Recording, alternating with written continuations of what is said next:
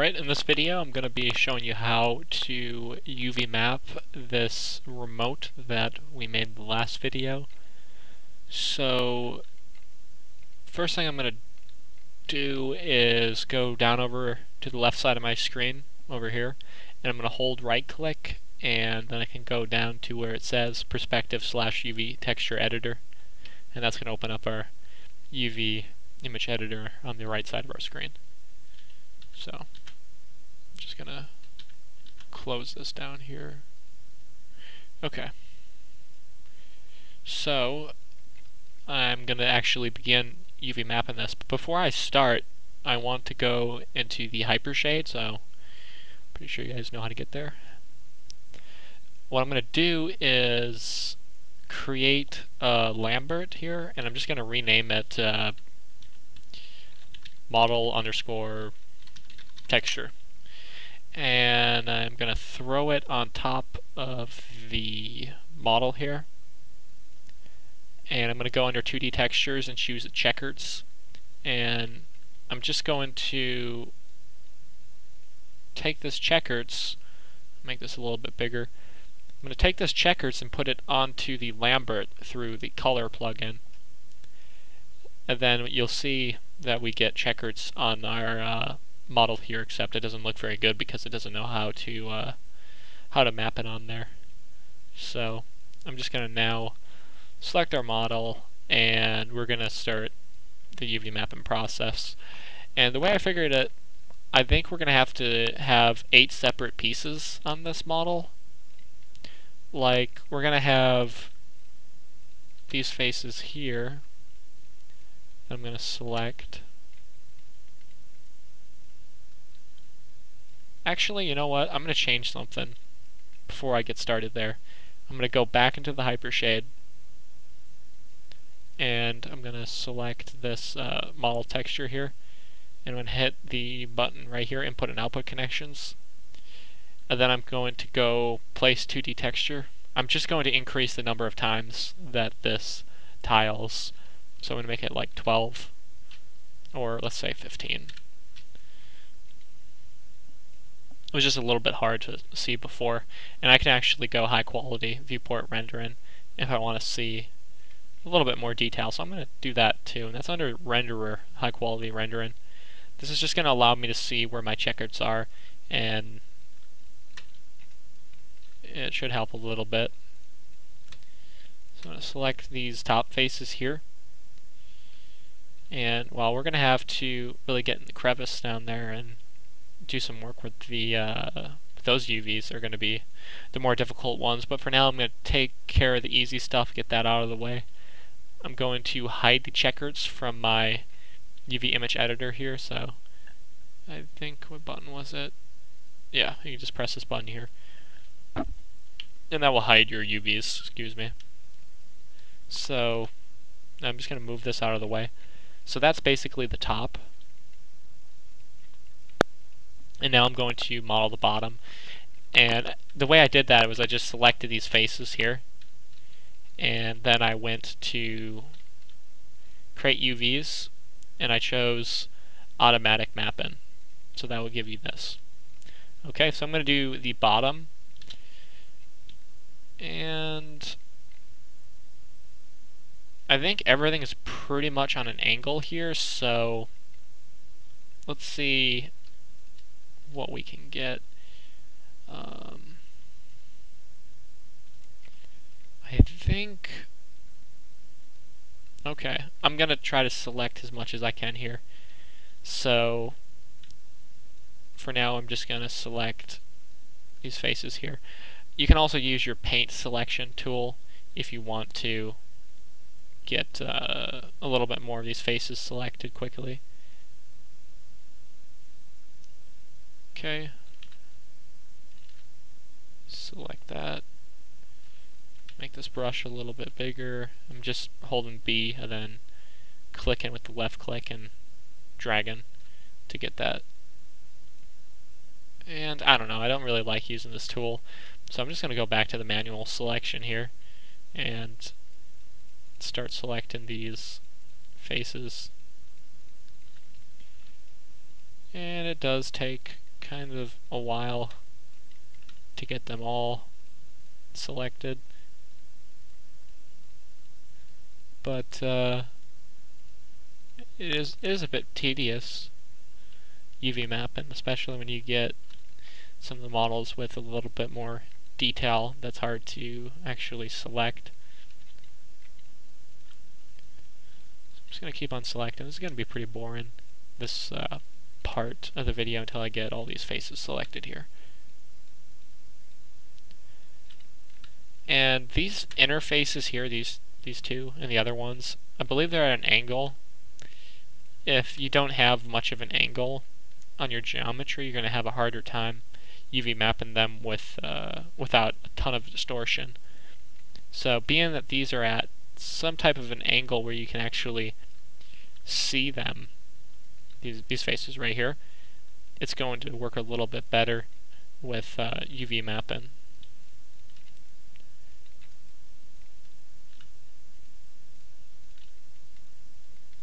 Okay. I'm just going to select the rest of these faces over here. And then what I'll actually do is use the automatic project UVs, and that should work fairly well. How long that took me to select all those. Alright, I think that is all of them selected. I'm just going to glance around here. It looks like I've got all of them. Everything inside of here. I just don't want to make a mistake when I UV map this, because it would really suck to complete UV map and then find out, you know, you gotta like get back in there and make some adjustments that could take a while to make. So I'm going to go create UVs. Hit spacebar to get this UV image editor back. And I'm going to go up to create UVs, automatic mapping. Let's see what we get here.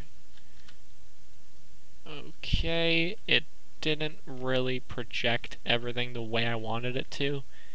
So what I'm going to do is get back in here, deselect everything that's inside of this extruded area, this indented area. I'm going to deselect those faces that are inside of there.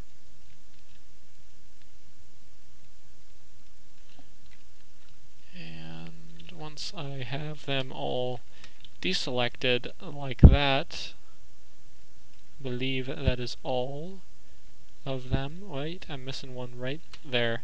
So yeah, you don't want to make any mistakes with selection and then have to go back and readjust everything. Alright, I'm going to try to use automatic map on that. Alright, let's take a closer look at this. Everything looks good. We don't have much distortion going on at all there, which is awesome. So we'll have to UV map this area separately inside of here. So what I'm going to do is just pull this right up against the other, well, outside of the grid actually, with the rest of the correctly UV mapped UVs over there. So another thing you could do, which I kind of like, is you go down to, where is it here, image, and then you would choose shade UVs in your image editor, and that just makes things a little bit easier to look at, in my opinion. Alright, and it also shows you with this red here when UVs are overlapping, and I believe when they are, what was I going to say? I forgot what I was going to say. When they're overlapping, or if they're not oriented correctly. Alright, so I'm going to finish the bottom. I want to get this indented area finished up so we don't have to worry about the bottom of the model anymore.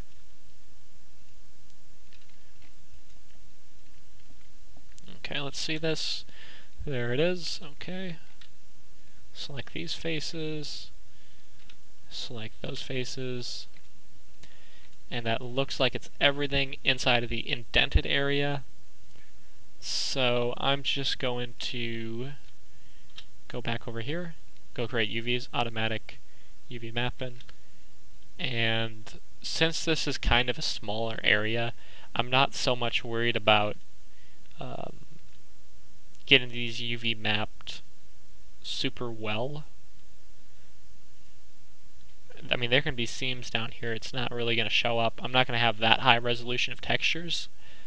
So I'm just going to make sure that these UVs are scaled properly, because when you get these smaller UVs like this, that basically means there's going to be more texture quality here than there would be over here. So I'm just going to make sure that these two sizes are actually proportional to each other. So I'm going to scale this down until we get something like that, and that should be good. So I'm just going to move this up here. So everything I'm just keeping outside of the grid. Alright, so let's take a look. Over here is going to be the most difficult area because we put that indented area all across, all around the top of the model. What I'm going to try and do to make this easier to UV map, because that's going to be a pain if I go in there by hand. So I'm just going to select all the faces on the model, and you see that I put these pieces on the outside, these UVs here. Well, if I just go faces and I hold shift on them like that and drag my border across it, it's going to deselect them also from the viewport here. So now I'm selecting everything that has not been UV mapped. And what I'm going to do is go up to create UVs and go automatic mapping. And then let's take a look at what we got here. This is the rest of the UVs. I'm going to put it right over here. Let's take a look. Okay, you know what? Now that I'm looking at this, I don't think I'm going to get too advanced in terms of like working with UVs in this video. You see, these UVs here, they all need to fit inside of this grid, right? So basically, I can't have all these huge pieces that consist of such a little area, such a little texture area. So what I'm going to do is just select these UVs over here, and I'm going to move them off to the side. Select some of these UVs, move them off like that. So we have three segments here, three parts.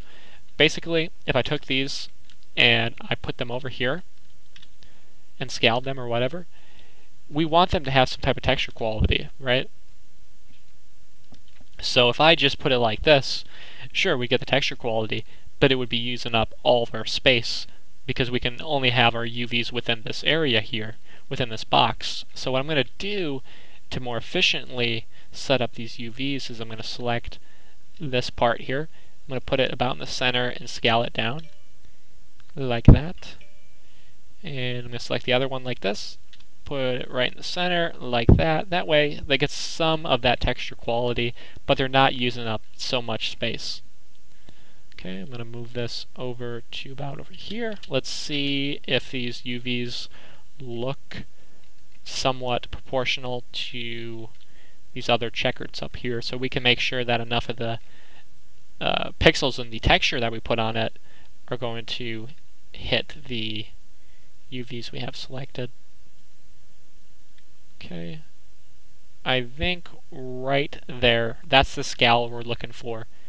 So, you just got to make sure that your checkers are proportional, and it should look pretty good.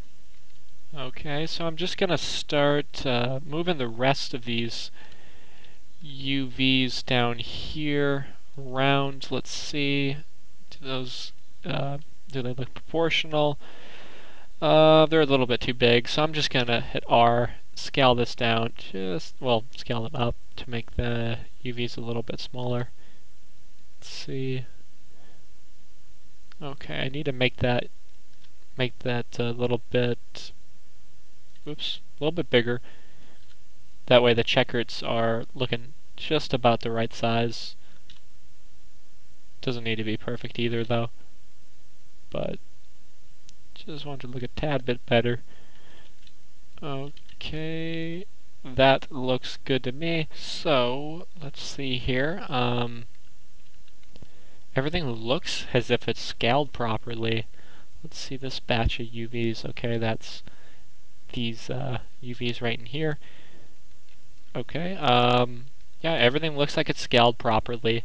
So what I can actually begin to do now is start placing these UVs inside of this box.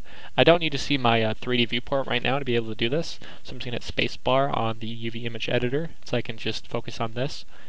And let's see here, if I just select a vertex here, or a UV, I'm sorry, a UV on this segment here, I think I can go up to select shell, and that's going to select everything. It's also called island select, which it's, yeah, I believe it's called island select in Blender. So if you're using Blender, that's what I'm pretty sure it's called. So I'm just going to start, actually, this all needs to be a little bit smaller. So I'm going to scale it down like that. And then I'm going to select that and go up to select shell, move this over inside of here. Now this, I believe, is the top piece. And basically when you're working with UVs, you want to get as much texture quality as you can out of your UVs. So you gotta like jam them in here, make sure everything fits perfectly.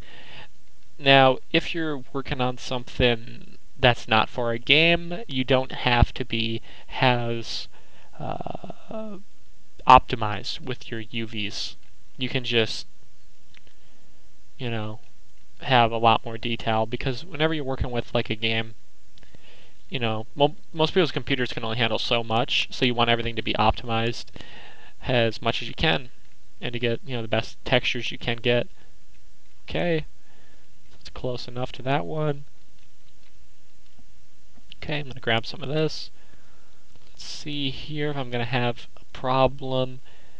I need to get these UVs in there somehow.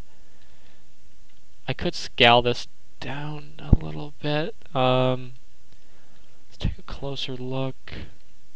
Okay, I'm going to select this UV. I'm going to select shell. I'm going to move this over like that.